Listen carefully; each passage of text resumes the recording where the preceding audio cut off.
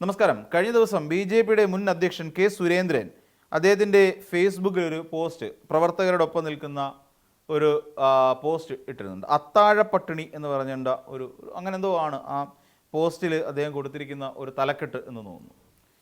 അപ്പം എന്താണ് അതിൻ്റെ പ്രശ്നം എന്ന് ചോദിച്ചു കഴിഞ്ഞാൽ, അതൊരു ആഹാരം കഴിക്കുന്നു. അവർ കുറച്ച് പ്രവർത്തകർക്കൊപ്പം മുൻ പ്രസിഡൻ്റായ കെ സുരേന്ദ്രൻ ആഹാരം കഴിക്കുന്നു. വൈകുന്നേരത്തെ ആഹാരം കഴിക്കുകയാണ്, അത്താഴം കഴിക്കുകയാണ്. പക്ഷെ അതിനെന്താണ് ഇത്ര പ്രശ്നം എന്നുള്ളത് സ്വാഭാവികമായി നമുക്ക് ചിന്തിക്കാം. അതിന് പ്രശ്നമൊന്നുമില്ല. കാര്യം ഈ സുരേന്ദ്രൻ അടക്കമുള്ള ആളുകൾ അവിടെ നിന്നുകൊണ്ട് ഭക്ഷണം കഴിക്കുമ്പോൾ ആ ഭക്ഷണപാത്രത്തിലേക്ക് നോക്കുമ്പോഴാണ് നമ്മുടെ ഒരു പ്രശ്നം മനസ്സിലാവുന്നത്. അതിൽ ഭക്ഷണം വളരെ കുറവാണ്. അത് കുറവെന്ന് വെച്ചാൽ കറികൾ വളരെ കുറവാണ്. അതായത് വളരെ ലഘുവായ രീതിയിൽ വളരെ കുറച്ച് മാത്രം കറികളുമൊക്കെ ചേർത്തുകൊണ്ട് ആഹാരം കഴിക്കേണ്ട ഒരു അവസ്ഥ എന്ന് വെച്ചാൽ, ശരിക്കും പറഞ്ഞാൽ പട്ടിണിയാണോ എന്ന് ചോദിച്ചാൽ പട്ടിണിയാണ്, എന്നാൽ പട്ടിണി അല്ലേ എന്ന് ചോദിച്ചാൽ പട്ടിണിയല്ല എന്ന് പറയുന്ന അവസ്ഥയിൽ അർത്ഥപട്ടിണി എന്നുള്ള നിലയിൽ നിന്ന് ഗതികെട്ട് ആഹാരം കഴിക്കേണ്ടി വരുന്നു. അതിന് മുമ്പ് നമുക്കറിയാം, ആഹാരം എന്ന് പറഞ്ഞാൽ ഒരാളുടെ അവകാശമാണ്. അത് നമ്മളൊരിക്കലും തട്ടിക്കളയാൻ പാടില്ല. ആഹാരം കഴിക്കുന്നതിനെ നമ്മൾ കളിയാക്കാനും പാടില്ല എന്നാണ് പറയുന്നത്. എന്നിരുന്നാൽ തന്നെയും അതൊരു ചിത്രം അദ്ദേഹം പങ്കുവെച്ചിട്ട് ഇങ്ങനെയാണ് കുറിച്ചിരിക്കുന്നത്. അതിനൊരു കാരണമുണ്ട്. ആ കാരണമാണ് രസം. ഇപ്പോഴത്തെ സംസ്ഥാന അധ്യക്ഷൻ, അതായത് നമ്മുടെ രാജീവ് ചന്ദ്രശേഖർ എന്ന് പറയുന്ന നേതാവും അദ്ദേഹത്തിൻ്റെ ഒപ്പമുള്ള അണികളും ചേർന്നുകൊണ്ട്, അതായത് പല നേതാക്കന്മാരെയും കാണാം, ആ നേതാക്കന്മാരെല്ലാം വിഭവസമൃദ്ധമായ ആഹാരം കഴിക്കുന്ന അതേ സാഹചര്യത്തിലാണ് കെ സുരേന്ദ്രനെ പോലെയുള്ള മുൻ സംസ്ഥാന അധ്യക്ഷന് ഈ ഗതികെട്ട ഒരു ജീവിതം നയിക്കേണ്ടി വരുന്നത് എന്നുള്ളതാണ് പറഞ്ഞു വരുന്നത്. അല്ലെങ്കിൽ അങ്ങനെ ആ ഗതികെട്ടിരുന്ന് ആഹാരം കഴിക്കേണ്ടി വരുന്നു, അതാണ് പറഞ്ഞത്. അപ്പോൾ ഇത് ശരിക്കും പറഞ്ഞാൽ ഇത് ബി.ജെ.പി. എന്ന് പറയുന്ന ഒരു രാഷ്ട്രീയ പാർട്ടിക്കുള്ളിൽ അല്ലെങ്കിൽ അടുത്ത കേരള ഘടകത്തിൽ നിലനിൽക്കുന്ന വലിയൊരു വിഭാഗീയതയുടെ പച്ചയായ തുറന്നുകാട്ടൽ അല്ലെങ്കിൽ നഗ്നമായ തുറന്നുകാട്ടൽ എന്നൊക്കെ പറയുന്ന ഒരവസ്ഥയാണ്. ഇപ്പോൾ എന്തുകൊണ്ടാണ് ഇങ്ങനെയൊരു സംഭവം ഉണ്ടാകുന്നത്? കഴിഞ്ഞ ദിവസം അവിടെ ഒരു നേതൃയോഗം ഉണ്ടായിരുന്നു. അതായത് ബി.ജെ.പിയുടെ തിരുവനന്തപുരത്ത് കെ സുരേന്ദ്രൻ ഉണ്ടായിരുന്നു, എം ടി രമേശ് ഉണ്ടായിരുന്നു, വി മുരളീധരൻ ഉണ്ടായിരുന്നു, കുമ്മനം രാജശേഖരൻ ഉണ്ടായിരുന്നു. ഇവരെല്ലാവരും അവിടെ സന്നിഹിതരായിരുന്നു. അതായത് ഇവരൊക്കെ സത്യം പറഞ്ഞാൽ ബി.ജെ.പി. കേരള ഘടകത്തിലെ മുതിർന്ന നേതാക്കൾ. നമ്മളൊക്കെ ബി.ജെ.പി. എന്ന് പറയുമ്പോൾ നമ്മുടെ മുന്നിലേക്ക് ആദ്യം വരുന്ന കുറേ മുഖങ്ങളാണ്. ഞാൻ ഈ പറഞ്ഞ കെ സുരേന്ദ്രൻ, മാധ്യമപ്രവർത്തകർക്കിടയിലെല്ലാം പെട്ടെന്ന് വരുന്ന ഫേസ് ഒരിക്കലും രാജീവ് ചന്ദ്രശേഖരൻ്റെ ആയിരുന്നില്ല. നമുക്കാർക്കും ഈ പറയുന്ന 1-2 വർഷത്തിന് മുമ്പ് രാജീവ് ചന്ദ്രശേഖർ ബി.ജെ.പി. എന്ന് പറഞ്ഞാൽ രാജീവ് ചന്ദ്രശേഖരൻ്റെ മുഖം വരില്ല. കാര്യം നമുക്ക് വരുന്ന മുഖം ഏറ്റവും പ്രധാനപ്പെട്ട ഒരാൾ കെ സുരേന്ദ്രൻ തന്നെയാണ്. K Surendran, V Muraleedharan, Kummanam ji. അപ്പോൾ ഇവരുടെയൊക്കെ മുഖമാണ് നമ്മുടെ മുന്നിലേക്ക് വളരെ പെട്ടെന്ന് വരുന്നത്. അപ്പം ഇവരെയൊക്കെയാണ് നമ്മൾ ബി.ജെ.പി. പ്രവർത്തകർ, എം ടി രമേശ്, അപ്പോൾ ഇവരൊക്കെയാണ്. അപ്പം ഇങ്ങനെയുള്ള ആൾക്കാരൊക്കെ തിരുവനന്തപുരത്ത് ഉണ്ടായിരുന്നിട്ട് കൂടി ഈ പറയുന്ന ആളുകളെ ആരെയും ഈ പറയുന്ന യോഗത്തിലേക്ക് വിളിച്ചിരുന്നില്ല എന്നുള്ളതാണ്. അതായത് സംസ്ഥാന ഭാരവാഹികളെ മാത്രം പങ്കെടുപ്പിക്കുന്ന ഒരു യോഗമാണ് ഞങ്ങൾ കൂടുന്നത് എന്നാണ് പറഞ്ഞിരിക്കുന്നത്. എന്നാൽ നമ്മൾ നോക്കിക്കോളൂ, ഇവിടെ നമുക്കറിയാവുന്ന പോലെ എം ടി രമേശ് എന്ന് പറഞ്ഞാൽ ജനറൽ സെക്രട്ടറിയാണ്. ആ ജനറൽ സെക്രട്ടറി ആയിരിക്കുന്ന ആളിനെ പോലും വിളിച്ചില്ല എന്ന് പറയുമ്പോൾ, അല്ലെങ്കിൽ അതിൽ പങ്കെടുക്കാൻ അദ്ദേഹം പോയില്ല എന്ന് പറയുമ്പോൾ എത്രത്തോളമാണ് ബി.ജെ.പിക്കുള്ളിൽ നിലനിൽക്കുന്ന ഒരു വിഭാഗീയത എന്ന് നമുക്ക് മനസ്സിലാക്കാം. എന്തുകൊണ്ട് ഇത്തരം വിഭാഗീയത ഉണ്ടാകുന്നു? ഈ യോഗം വിളിച്ചത് എന്തിനു വേണ്ടിയിട്ടാണ്? ബി.ജെ.പി. എന്ന് പറയുന്ന ഒരു പാർട്ടിക്കകത്ത് ഈ കഴിഞ്ഞ നിയമസഭാ തെരഞ്ഞെടുപ്പുമായി ബന്ധപ്പെട്ടുണ്ടായ ഒരു വലിയ ഫണ്ട് തട്ടിപ്പുണ്ടെന്നേ.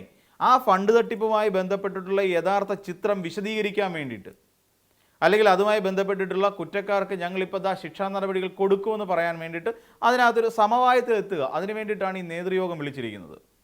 എന്നാൽ കോർ കമ്മിറ്റി ഈ പറയുന്ന പോലെ ഇവരെല്ലാം കോർ കമ്മിറ്റി വരുന്ന ഈ കോർ കമ്മിറ്റി യോഗം വിളിക്കണമെന്നുള്ള കാര്യം നേരത്തെ മുതൽ പറഞ്ഞുകൊണ്ടിരിക്കുകയാണ്. അത് നടക്കുന്നില്ല.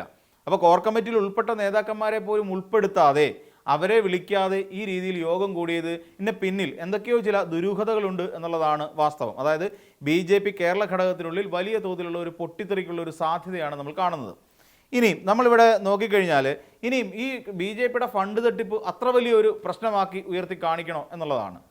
അതായത് നമ്മുടെ സംസ്ഥാനത്തേക്ക് കഴിഞ്ഞ നിയമസഭാ തെരഞ്ഞെടുപ്പുമായി ബന്ധപ്പെട്ടുകൊണ്ട് ബി.ജെ.പിയുടേതായി ഇവിടെ നമ്മുടെ കേരളത്തിലേക്ക് എത്തി എത്ര കോടിയാണെന്ന് നമുക്ക് ആർക്കെങ്കിലും ഒരു ഐഡിയ കിട്ടുന്നുണ്ടോ? 400 കോടിയാണെന്നേ. 400 കോടി. ആകെ നമ്മുടെ കേരളത്തിലുള്ള 140 നിയമസഭാ മണ്ഡലങ്ങളാണ്. ഈ 140 നിയമസഭാ മണ്ഡലങ്ങളിലേക്കായിട്ട് ഇവിടുത്തെ സ്ഥാനാർത്ഥികൾക്ക് വേണ്ടിയിട്ടാണ് 400 കോടി രൂപ ഫണ്ട് നമ്മുടെ കേരളത്തിലേക്ക് എത്തിയിട്ടുള്ളത്.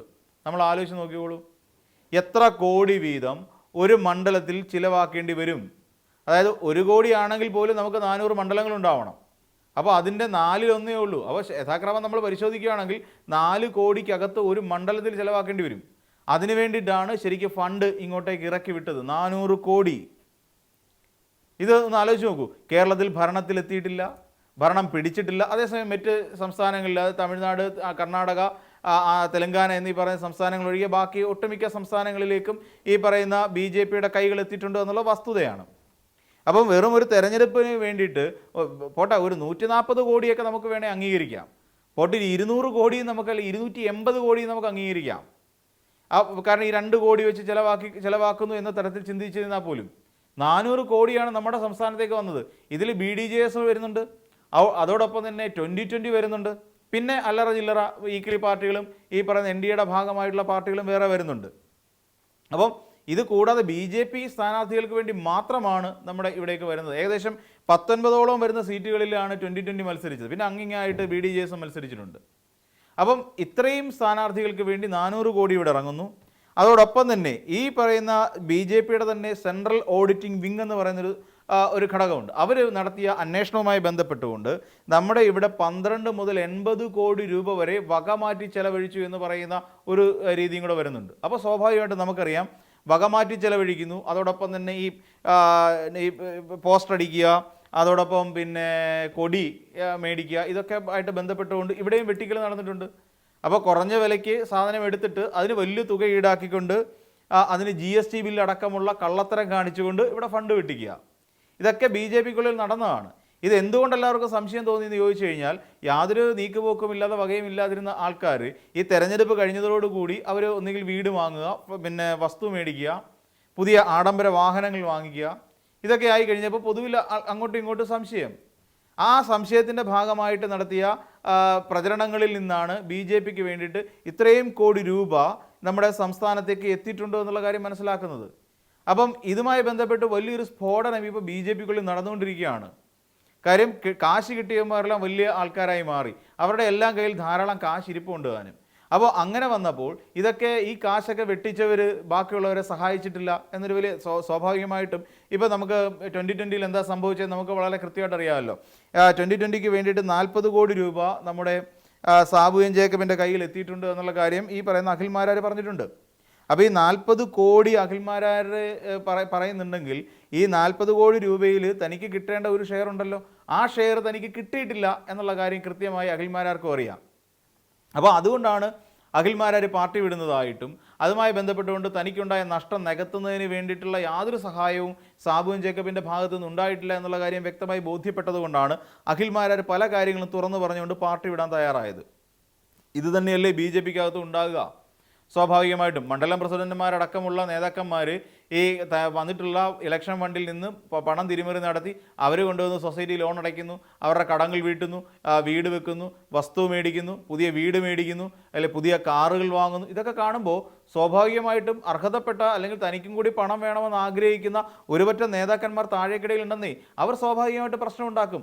ആ പ്രശ്നത്തിൻ്റെ ഭാഗമായി തന്നെയാണ് സത്യത്തിൽ ഇങ്ങനെ ഒരു പരാതി ഉയരുകയും BJPക്കുള്ളിൽ അത് സ്ഫോടനാത്മകമായ ഒരു അന്തരീക്ഷം സൃഷ്ടിച്ചെടുക്കുകയും ചെയ്തത് എന്നുള്ള കാര്യത്തിൽ യാതൊരു സംശയമില്ല. പക്ഷേ എന്നിരുന്നാൽ തന്നെയും മുതിർന്ന നേതാക്കളെ കെ സുരേന്ദ്രൻ അടക്കമുള്ള MT രമേശ് അടക്കമുള്ള കുമ്മനം രാജശേഖരൻ, അതോടൊപ്പം തന്നെ V മുരളീധരൻ അടക്കമുള്ള മുതിർന്ന നേതാക്കളെ മാറ്റി നിർത്തിക്കൊണ്ട് ഇവിടെ പുതിയൊരു BJPക്ക് പുതിയൊരു രീതി കൊണ്ടുവരാൻ വേണ്ടിയിട്ടാണ് രാജീവ് ചന്ദ്രശേഖർ ശ്രമിക്കുന്നത്. അത് കൃത്യമായി പറഞ്ഞാൽ ഇവരെ മാറ്റി നിർത്തിക്കൊണ്ട് കേരളത്തിലെ BJP ഘടകത്തെ പൂർണ്ണമായി രാജീവ് ചന്ദ്രശേഖർ തൻ്റെ കക്ഷത്തോട് ചേർത്ത് വെച്ചിരിക്കുകയാണ് എന്ന് നിസ്സംശയം പറയേണ്ടി വരും.